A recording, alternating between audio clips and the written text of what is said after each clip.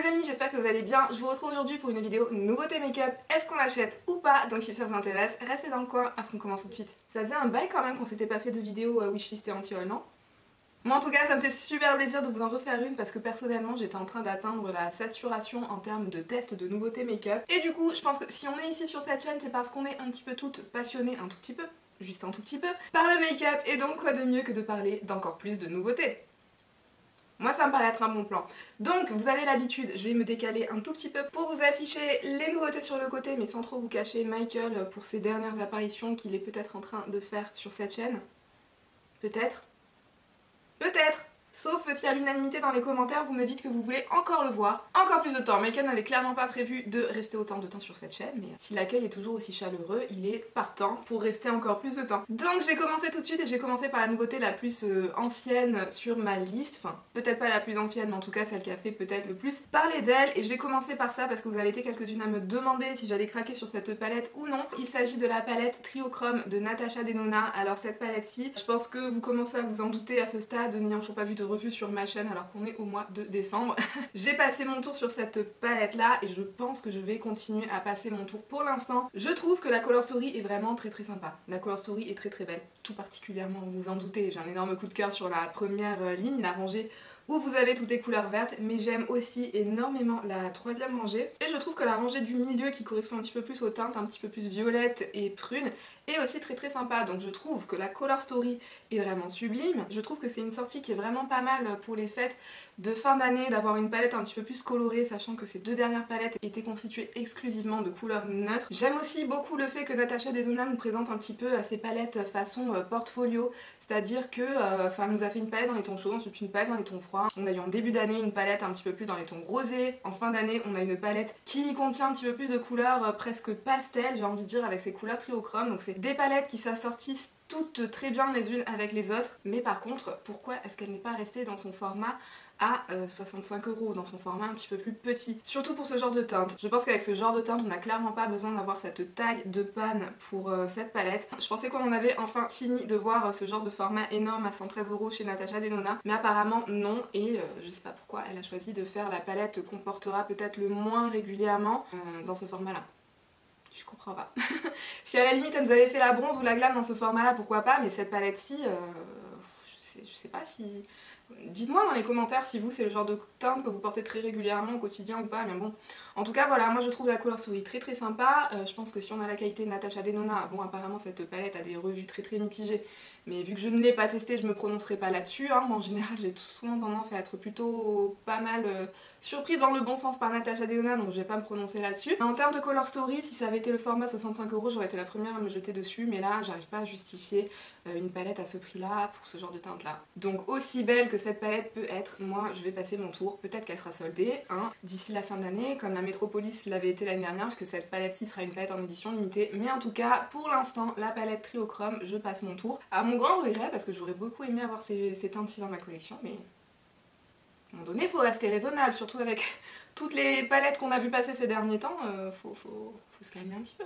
Ensuite je vais vous parler de la dernière palette sortie par Nabla. Il s'agit de la palette The Side by Side Nude. Alors comme son nom l'indique, il s'agit d'une palette de nude. C'est une palette qui regroupe un petit peu les basiques. Vous avez des tonalité neutre. C'est même une palette qui sur le visuel que je suis en train de regarder a l'air de même un petit peu plus tendre vers les tons froids que vers les tons chauds, donc c'est une palette qui est vraiment très sympa. Par contre je sais pas, les teintes elles ne m'appellent pas plus que ça, c'est peut-être parce qu'on a vu énormément de palettes de nude auparavant avec les palettes de Natasha Denona ou la Born This Way de Too Faced ou etc. Donc je sais pas, je trouve que c'est une très belle addition à la gamme de chez Nabla. Moi je possède déjà chez Nabla les palettes Secret et la palette Poison Garden.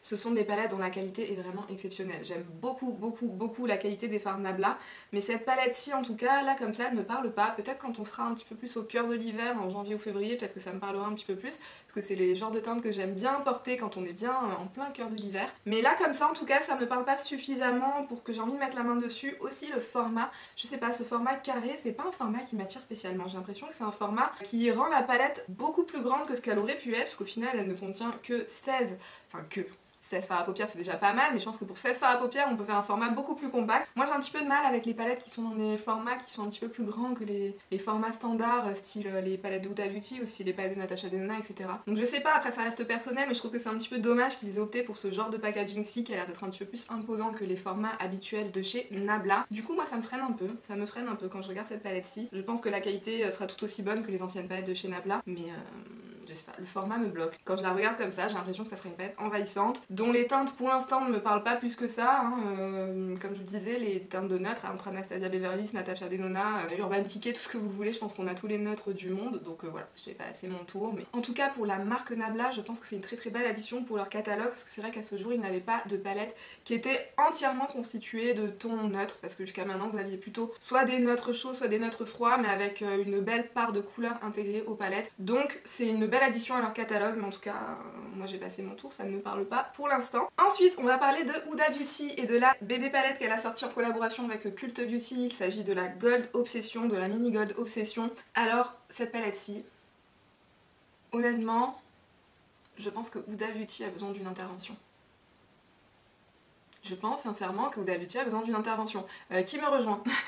Qui est prêt à procéder à une intervention avec moi pour Huda Beauty? Alors cette palette-ci, quand on la regarde, quand on la voit comme ça, elle est très très belle. Elle est très très belle, on est d'accord. Ça, je vais pas venir vous dire que cette palette-ci n'est pas vraiment très très sympa quand on aime un petit peu ce genre de couleur neutre avec des petites pointes de gold comme ça, mais si elle est aussi belle, c'est qu'il y a peut-être une raison, c'est peut-être parce que c'est encore une fois la même palette, mais cette fois-ci avec des pops de gold.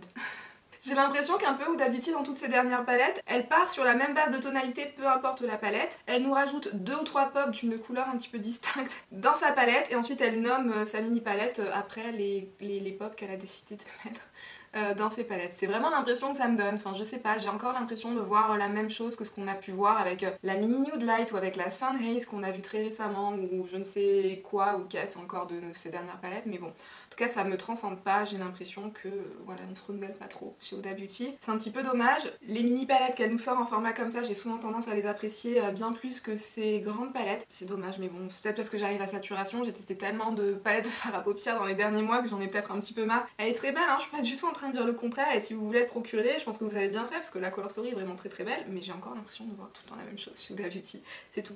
Après c'est peut-être juste moi, c'est peut-être je suis à une phase de saturation et ça me parle pas, mais en tout cas du coup je vais passer mon tour. Ensuite on va passer chez Colourpop et chez Colourpop en ce moment ils sont en train de multiplier, de démultiplier et de surmultiplier leurs sorties et leurs collections en termes de palettes de fard à paupières et de collections entières avec des produits pour les joues, avec des produits pour les lèvres et tout ce que vous voulez. Donc je vais essayer d'aller assez vite sur... je vais pas toutes vous les montrer parce que c'est trop Colourpop.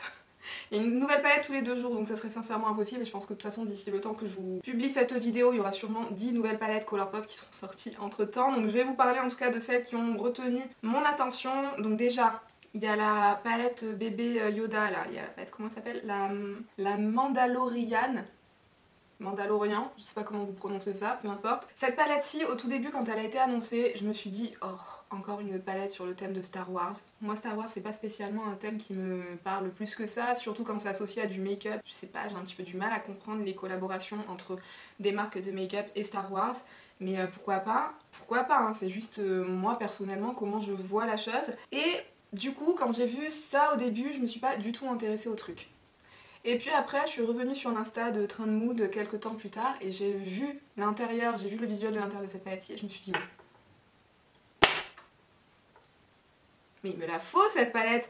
C'est des tonalités de vert, des tonalités de gold mais qui ont l'air de tendre un petit peu plus dans les tons froids et je pense qu'à ce stade vous commencez à savoir que moi les tonalités de vert on a un petit problème. Je les veux absolument toutes et cette palette-ci, quand j'ai vu les swatchs et quand j'ai vu les teintes, je me suis dit qu'il me la fallait. Et du coup le temps que j'allais sur le site de Colourpop, bah bien sûr forcément le truc était déjà en rupture de stock. Mais grâce à l'une d'entre vous j'ai su qu'il y aurait un restock de cette palette-ci qui aurait lieu en fin novembre, quelque chose comme ça, mais je pense que cette vidéo aussi vous la verrez en début décembre donc je sais pas si au moment où je vous parle la palette sera encore en stock ou pas. S'il y a eu un retour en stock et que j'ai réussi à me connecter au site de Colourpop pendant qu'elle était encore en stock, sachez que j'ai probablement mis la main dessus. Donc voilà.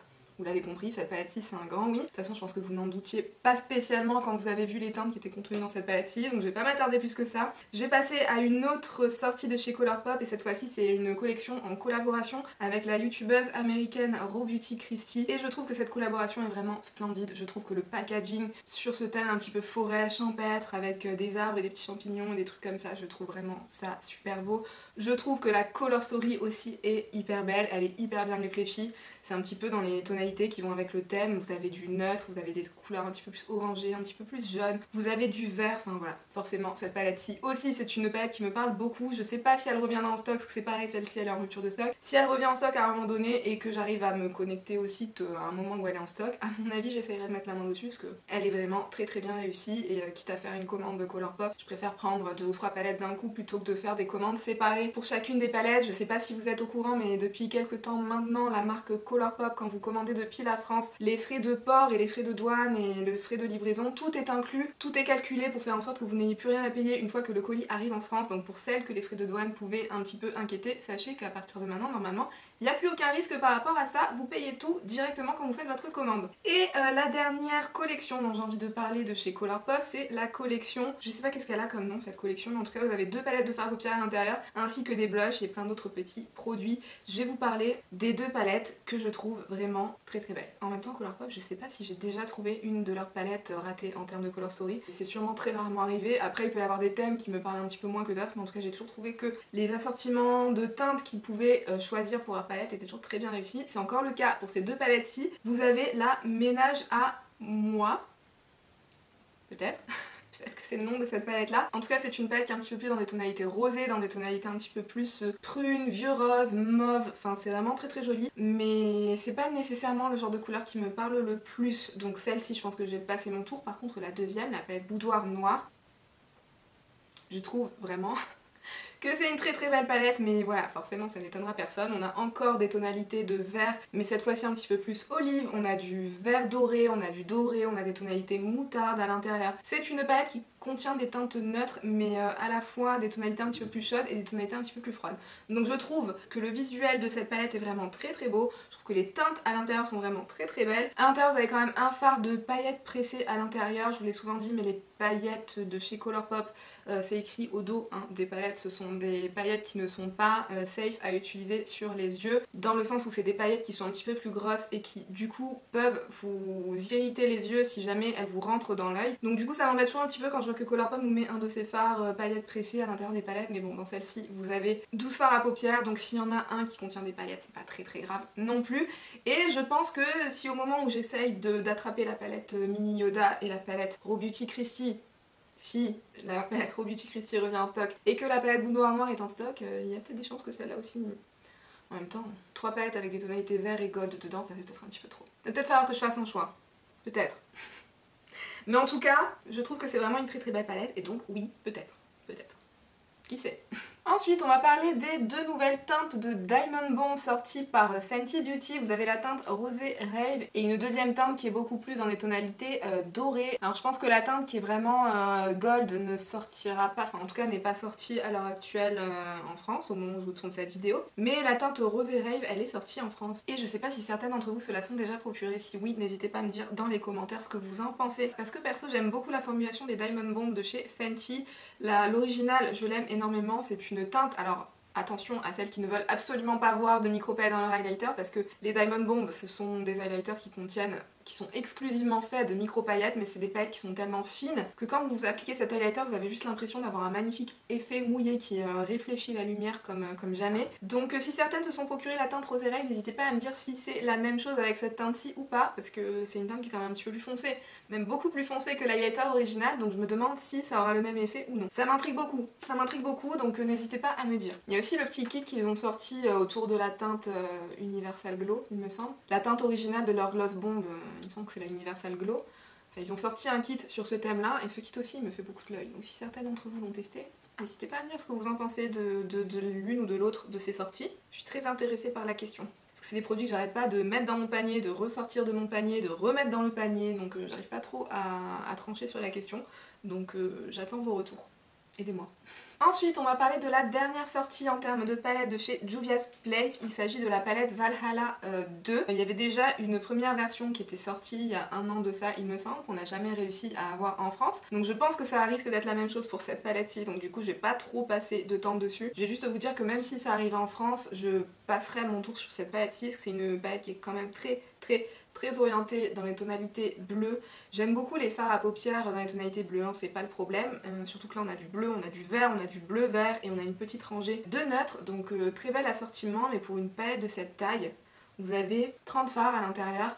Pour une palette de cette taille, ça fait quand même beaucoup de teintes dans les tonalités bleu et vert. De toute façon, moi j'ai un problème avec les grandes palettes. En général, les grandes palettes de cette taille-là, ça me parle pas. Donc ouais, je vais passer mon tour et non seulement c'est une grande palette, mais un petit peu trop monochromatique à mon goût pour une palette de cette taille-là. Donc j'ai beau adorer la marque Juvia's Place, mais je vais passer mon tour sur ces palettes et j'espère vraiment qu'elle nous sortira bientôt de nouvelles palettes dans ces formats de 9 fards. Ça fait un bail qu'elle nous en a pas sorti.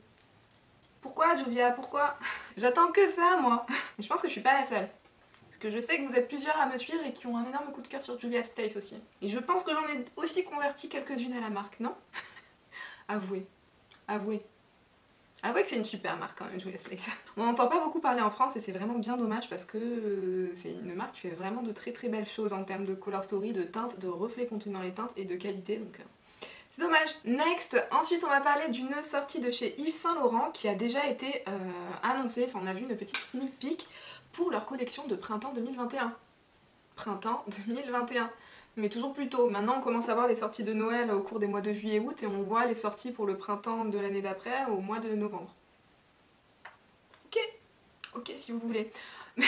Pourquoi pas. Mais en tout cas la palette elle a quand même attiré pas mal mon attention. Déjà je trouve le packaging absolument sublime.